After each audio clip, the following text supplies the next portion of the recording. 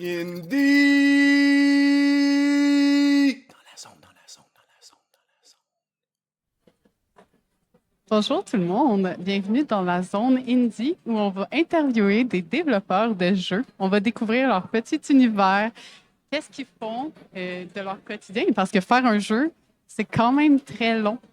Dans ce segment-ci, on va interviewer 3 studios pour commencer. En commençant avec Paralives, qui font justement le jeu qui s'appelle Paralives. Donc, sans plus tarder, on va se déplacer vers le kiosque de Paralives avec Alex Massé. Bonjour à toi. Bonjour, je m'appelle Alex. On travaille sur Parallels, qui est un jeu de simulation de vie et de construction. En fait, je vais te couper un peu, mais on va en fait faire justement le jeu en 10 secondes. Okay. Donc, tu vas devoir décrire le... Oui, c'est ça, tu étais parti, là. Go!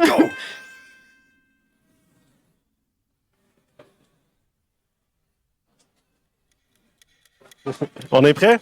Parfait. Donc oui, on travaille sur Parallels, qui est un jeu de simulation de vie. On crée notre maison, on crée notre famille, nos personnages. Ensuite de ça, on gère leur vie, leur carrière, leurs relations, on peut avoir des enfants, etc.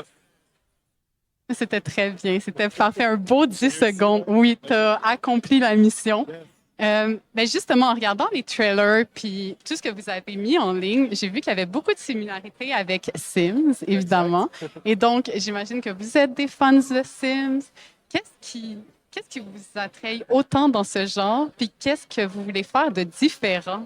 Parfait, bonne question. Ben moi, ça fait 25 ans que je joue aux Sims. J'ai commencé avec les Sims 1, j'adorais ça. Surtout construire mes maisons, faire mes personnages. Donc, moi, en tant que fan des Sims, j'ai voulu créer un jeu du même genre, une version indie un peu des Sims. Il n'y a pas beaucoup de compétiteurs dans ce domaine-là. Il y a beaucoup de jeux de farming Sims, mais des jeux plus comme les Sims, il n'y en a pas beaucoup. Et j'ai voulu créer ce genre de jeu-là qui me passionne. Par exemple, le mode construction. On voulait aller chercher plus de flexibilité, de customisation. Dans les Sims, on est un peu figé sur la grille d'1 mètre par 1 mètre. Pas beaucoup de liberté. Par exemple, moi, j'essaie de reproduire mon appartement, puis c'est difficile parce que je peux pas squeezer le mur assez long ou des murs dans n'importe quel angle. Donc là, on s'est un peu inspiré de City Skyline, où on peut construire des rues courbes, des rues dans n'importe quel angle. Donc, on amène une certaine flexibilité comme ça. Par exemple, aussi les fenêtres, les tables, les lits, on peut les redimensionner comme on veut. Donc ça, c'est des outils assez le fun là, de drag and drop pour agrandir ta fenêtre, par exemple. C'est très satisfaisant. Donc, on met sur des features comme ça pour améliorer le build mode, amener nos propres twists. Puis on fait pareil après ça pour le mode création de personnages, le mode simulation de vie aussi. Donc, par exemple, dans le mode simulation de vie, on essaie d'amener des innovations comme pouvoir sélectionner plusieurs de tes personnages, un peu comme dans les RTS comme Age of Empires. Donc là, ça devient facile de sélectionner toute ta famille ou ta bande d'amis pour, par exemple, faire un souper de famille ou faire des activités ensemble. Puis on essaie de rendre ça plus dynamique, les relations, de cette façon-là.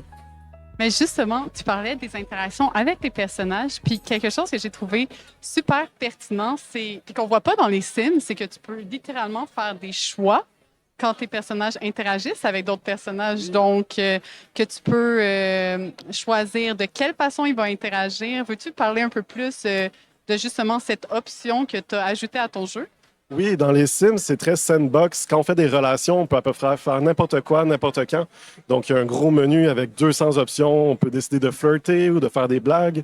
Donc, nous, on a essayé de rendre ça un peu plus dynamique, un peu plus concis. On s'est inspiré un peu des roguelikes comme Hades, où souvent on propose 3 choix d'upgrade. Donc là, quand on a des communications, des relations avec des gens, on fait des discussions ensemble. À chaque heure de jeu, on peut choisir une façon d'évoluer la relation.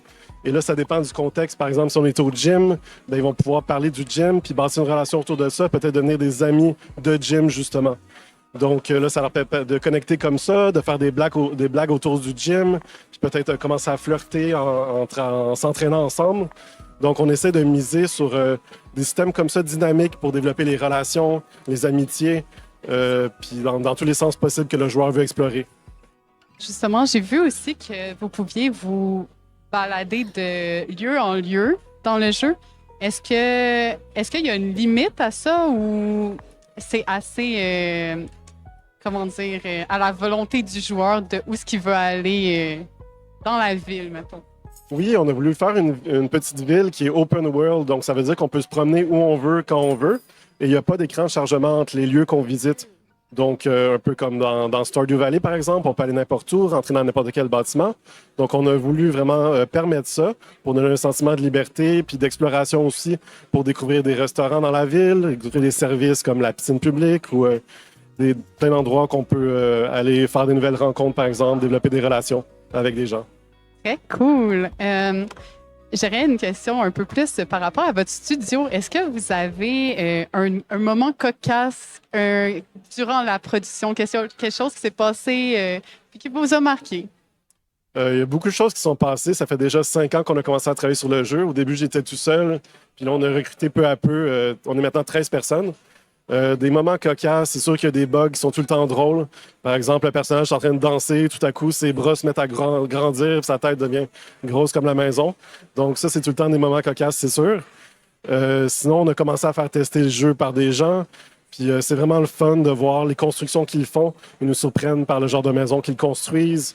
C'est assez impressionnant qu'est-ce qu'ils peuvent faire déjà. Donc pour nous, c'est très satisfaisant.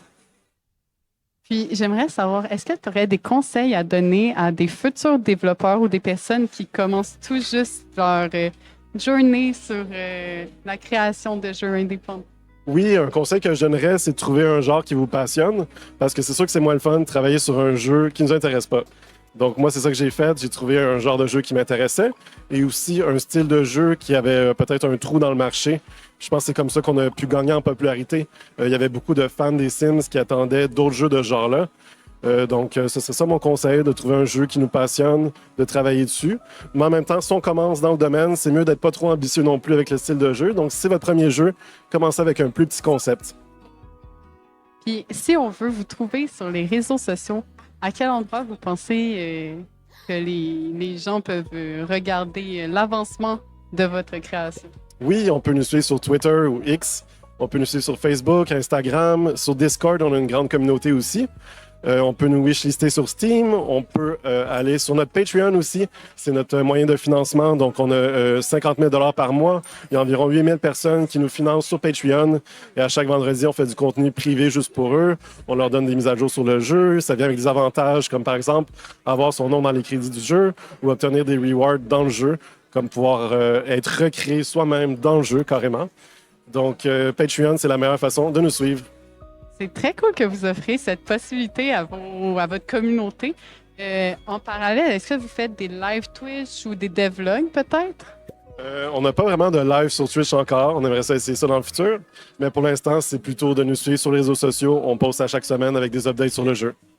Donc, vous entendez ça, tout le monde, allez les suivre sur les réseaux sociaux. Allez wishlist le jeu sur Steam, important. Mais merci beaucoup pour ton temps. Merci pour ce moment. Puis, est-ce que tu as un mot de la fin? Ben, merci à toi. C'était très agréable. Puis je vous souhaite à tout le monde une bonne Comic-Con. Merci à toi aussi. Donc,